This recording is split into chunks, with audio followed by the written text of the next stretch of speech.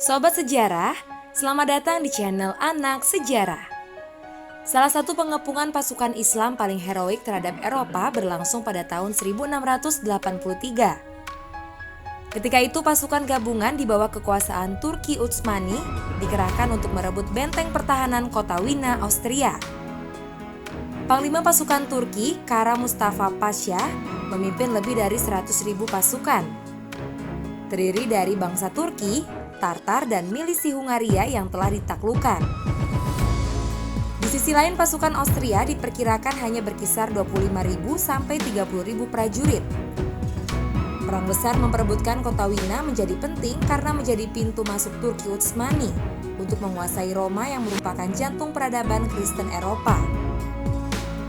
Jika peperangan tersebut dimenangkan, maka bisa dipastikan Imperium Turki Utsmani akan membentang hingga seluruh Eropa dan sebagian besar wilayah Asia. Namun takdir berkata lain. Tuhan tidak meridhoi jika Eropa berada di bawah panji-panji pemerintahan Islam. Setelah hampir 2 bulan melakukan pengepungan, pasukan Mustafa Pasha tak kunjung meraih kemenangan. Padahal semua taktik telah digunakan, termasuk bombardir menggunakan meriam dan pengeboman melalui terowongan bawah tanah. Pasukan Austria terus melawan mati-matian dari benteng pertahanan mereka.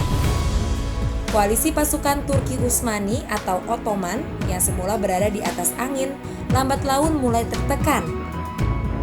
Kondisi semakin berbalik setelah pasukan gabungan Polandia dan Jerman di bawah pimpinan John III Sobieski tiba memberi bantuan pada Wina. Tepatnya pada 12 September 1683, peperangan puncak terjadi. Pasukan Turki Utsmani akhirnya tercerai-berai. Sebagian besar melarikan diri, bahkan kelompok pasukan Tartar yang semula membantu telah terlebih dahulu menarik diri dari kancah peperangan. Nah, mengapa upaya penyerbuan ke jantung Eropa berakhir dengan kegagalan? Ada banyak faktor yang dikemukakan kalangan sejarawan.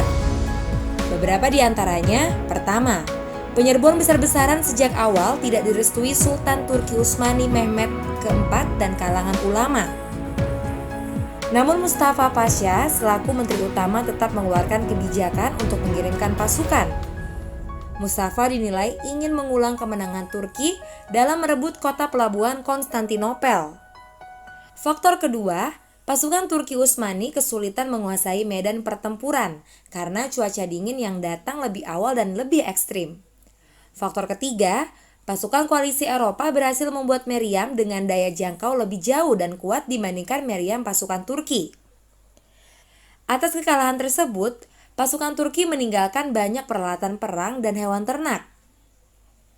Sisa pasukan Ottoman kemudian ditarik ke Beograd. Kara Mustafa Pasha sendiri akhirnya dihukum mati karena dinilai telah menyebabkan kematian ribuan pasukan.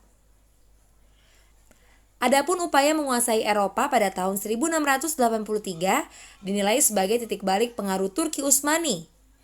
Persiapan-persiapan yang telah dilakukan sejak tahun 1526 hingga pertempuran 1529 tersebut berakhir dengan kegagalan. Dengan demikian, Eropa tetap berdiri di bawah panji-panji Kristen. Banyak kalangan menyebut pertempuran 1683 bagian dari perang salib antara Timur dan Barat yang erat kaitannya dengan doktrin rivalitas Islam dan Kristen. Semoga kita bisa mengambil hikmahnya bahwa perdamaian menjadi jalan terbaik dalam kehidupan beragama. Demikian ulasan anak sejarah. Silakan komen dan subscribe channel ini untuk ulasan-ulasan sejarah berikutnya.